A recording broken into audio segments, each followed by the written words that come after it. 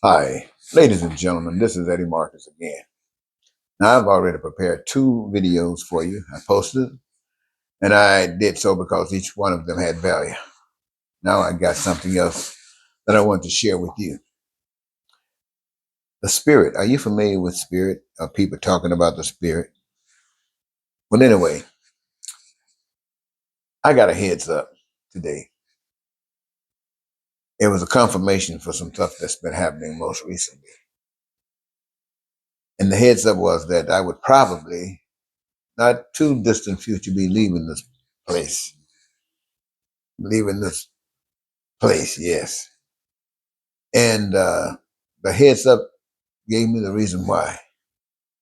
The reason why it says that I was not asleep any longer, and that I had done what came here to do, and that's all that I can do. That's all any of us can do. That's all any of us are required to do. It's what we have been individually been given to do. For some strange reason, I knew what it was. It's basic human rights for all people. And I think what happened, ladies and gentlemen, is that I got caught up in it for so long because the spirit power that I talk about was using me to show that power's love for you. And that message was that wanted you to live on this earth as though you're in heaven. And I think at least I can understand why I was the one that was given to bring that message to you, is because you've heard the expression, to whom much is given, much is required. Well, I found myself in a situation where a lot of people would find themselves in, young people, young boys, young teenagers. And for me, it came out different than for so many others who found themselves in that situation. And I understood what happened, the miracle in that happening. And so I always feel that I'm obligated. I'm obligated to show God's love and appreciation for what God did and has done and is doing for me. So it just happened, ladies and gentlemen. I mean, nothing special about me, I don't guess. But the thing was that there came a point in my life when all the stuff that you seek after, just like me, we all seeking after the same stuff. But I guess I had been prepared for my way to wake up. Small, a small waking at that time. And so it happened. And I began to understand that that's too much evil going on in the world. That the what God had prepared for us as individuals just wasn't happening, and it wasn't about to happen. And I wasn't giving it any support. I was on the other side, so I decided to give it some support. I decided to make sure that you got as much of the message from me, not preaching in no pulpit, not preaching out of the Bible, trying to get your soul saved. I'm not trying to save your soul. I'm trying to save your life. Well, at least that's what I was given to do, to give you the message of life. So I guess that means to save your life. And so that message was very important.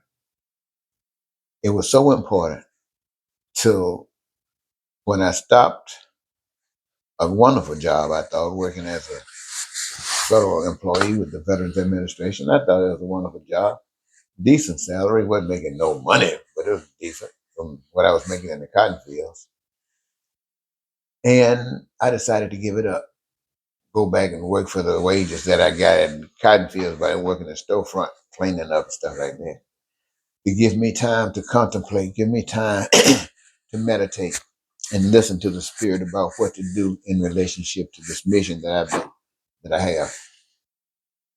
But then that was okay. But the negative thing I'd been married just about 10 years, and that was over. that wife was said she wasn't interested in that, and I understood and understand. Um, so we split. I ended up going to the Navy. Honestly, I went to the Navy because I thought they were going to have a war in with Iran back in those days. The Shah, yeah, I thought it was going to get down, buddy. So I joined the military to go over there in the Persian Gulf, and who knows, war break loose. I'm on a ship. Ship get hit. Maybe I get got, and I'm out of here. But anyway, it didn't happen like that. So eventually, I decided, fine. Ronald Reagan became president, and this joker was so weird and embarrassing. I refused to wear the uniform, disassociate myself with that, and that, at least that was my protest. I want the record to indicate that I don't care what you guys are doing. This is cruel, and what I represent is a solution, not this cruelty. So I started wearing the uniform. I got court martial and all that kind of stuff right there. But what was it to say? That the invisible power, the master, loved you so much that it was okay for me to get court martial, knowing what it was all about, just to, if it'll help get the message out. Now, at least that's what I was thinking. What was really going on was training me to see if I would be obedient and do what I was told to do. So I did what I was supposed to do while I thought I was trying to help you. Anyway, so I never gave that up. Came out of the military and still had no idea, no efforts, excuse me, try to find a job because my job was to take a message to you. You know, I had to suffer like most people who don't have anything. And that was my faith, is that if I'm in this position, I know somehow dealing with my relationship with God, we're going to come out of this. So I want to utilize what's happening with me as a tool to share with others so we can do this together. We can come out of this stuff together. But I couldn't actually ask people to join with me at that time because my understanding was this, that when you really get down to the bottom line, the system don't care anything about what you're trying to do and they will kill you. So in order to join with me or join with the movement at the level where I'm at, you got to be willing to die. And I'm not asking you to join me. You just got to be something that you just couldn't help. I got to get out there, and you go ahead on, come on. But I'm not going to ask you to do that. Put your life on the line because I ask you to. You can do it if you want to, but not because I asked you to. So I never did that.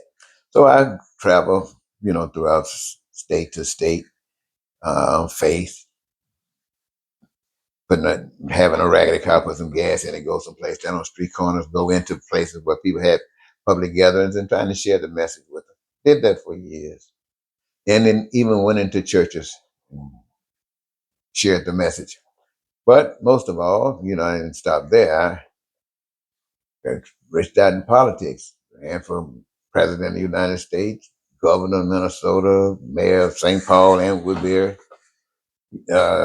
United States Senator. Oh, just use the platform to share that message, this wonderful message of how the power that is responsible for your living made it possible that you don't have to go through any of the stuff that you're going through. You can live like you're in heaven. But that was a message. And the message still hadn't been accepted. When I remember the time I ran for president, and I'm thinking that, hey, I get you what? You on your knees praying? Now you've come to me after pray for me for this, pray for me for this, and here I'm coming back to you saying, "Oh, we got the map. Let's get it." And you weren't thinking about that. Anyway, kind of hurt my feelings a little bit, but you didn't do it to me. God was trying to bless you, and you rejected it. So you heard it. You did it to yourself. So all of these years, have been some many years. I've been to jail back and forth because I broke the law, and I broke the law intentionally. I went to prison in 2000. I had I didn't run for office at that time too, but George W. Bush here, you know how that thing went down. So I had to send him a letter and tell him I knew what was going down, but wasn't going for it. Going to do everything again to talk against his policies and represent something else. but I was already on paper. So I got violated, sent to Stillwater prison. But that was fine because I went originally, the crime was to get attention so that I could speak. Maybe they'll write newspaper what I was trying to say. Maybe they say what I got, what I was committed, I mean, what my crime was, or get something. And they ignored it all. They wouldn't tell you anything. They were making sure that you got nothing about me. So I went on and served my time. I came out on November, what you call 911. The bombing was going on in New York, and I was being released from prison. It hurt my heart because I knew if you had changed, things wouldn't have been happening like that. But you hadn't, so these things were happening like that. And so today, my most recent, I've been telling you about God wants you, all of the human beings on earth, to live as though you're in heaven. And I'm sharing this message with you, trying to get you excited about it. God wants you to live His da da da da da da da. Nobody's interested, but I did all I could. I shared it with you, and I've been telling you something that was very clear. I guess I think it was inspired by Miss Jasmine, Jasmine Crockett. Ooh, she's quite a motivator. Just I don't know AI. I know there's a lot of talking, but if they're actually represent her, and for what I've heard come out of her own mouth, I think it's right on. So I'm sitting here and I'm listening, and I'm thinking. I'm a social scientist as well, but I don't brag on that one. I brag on having a relationship with the Father, and so I'm thinking, why is it? How is it? I'm thinking how this man has been able to step all over the Constitution, step all over everything. I realized that he came into power because the people wanted him. They just wanted him, regardless of how crazy he was. They wanted him, and no matter what they knew about him, they still wanted him. And even when he got impeached all those times, they still wanted him. And so they were actually saying that regardless, it wasn't so much what he was saying. A lot of folks want to associate that with talking about his lies and stuff. No, there wasn't anything to do with that. It was that he represents the people, meaning they are just like he is. He's systematized, and the people are systematized on the ungood side. And so that's where they're at, on the ungood side. And I hope my camera's still going on. Anyway, let me try to speed up a little bit. And since they're on the ungood side, that's why they got him there. But the message that I got was this: is that I have come to the point of letting you know the difference between the two. One is about heaven on earth. One is about all the other stuff, and that the reason we all go, not again for heaven on earth is because we don't know anything about it. But when for some strange reason, pure in heart, get a chance to see God, and God starts revealing themselves to that person start. That's what we start going through the process of being born again. The Spirit coming to you, open your eyes so you can wake up and be woke and see the evils that you've been engaged in all the time. You can see the evils that you have been engaged in all the time. And now, because you can see them, you can make a choice of stopping or keep going. And you made the decision to stop. But you still have a commitment to try to wake up anybody through what you say and what you do in this process from now on. And so when you start going back because you're not going to be a part of taking people's Social Security, taking people. You're not going to be a part of any of that. You weren't of it before, but they were doing it anyway. But you're not going to have anything to do with it. You're saying, hey, with God, you don't have to worry about that. You don't need Social Security. You don't need any of these programs because everything, your name is on it. Everybody's name is on everything that exists. That's a good thing way to say it. Everybody's name is on everything that exists. God designed it that way. And whatever you need, want, desire, you can go get because you engage in the process of making sure that it's all here. Now, when I see that and you get that message, I can't force you to choose heaven on earth. No matter, I mean, I used to think I could. I thought I could persuade you. Now, my eyes clear. I can't persuade you to want heaven on earth. I can only share it with you and tell you how. And other than just telling you, I can stand for representation of it. I can stand for representation of it, but that's about it. That's the limitation of it. So I gotta listen. heads up was like, okay, your eyes open now, you can see. And there's no reason, there's no necessity for you to go through what America is about to go through now with Donald Trump. All this hate and all this racism and bigotry and foolishness that America is engaging in. I, I've been through that, and I have learned my lesson, and I have been obedient, and God is satisfied. This is what I'm was getting. I'm just sharing it with you. So, hey, the message was that just be aware that my time is maybe just come anytime. So I was kind of glad, especially when they told me that God was pleased with what I'd done. I hadn't left anything undone. I can't do it anymore.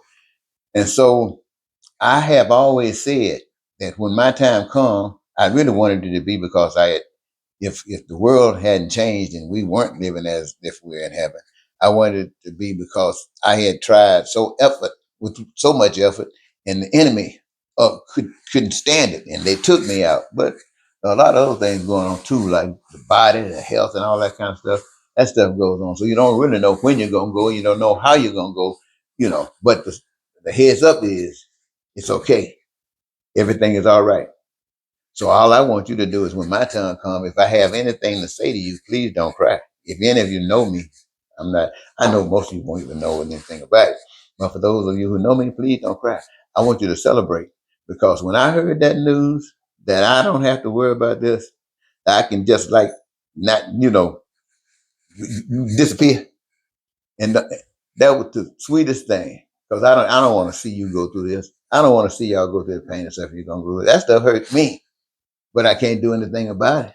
All I can do is cry, and crying ain't helping. So if God today is okay, you cried enough, and the people are not ready, so come on home.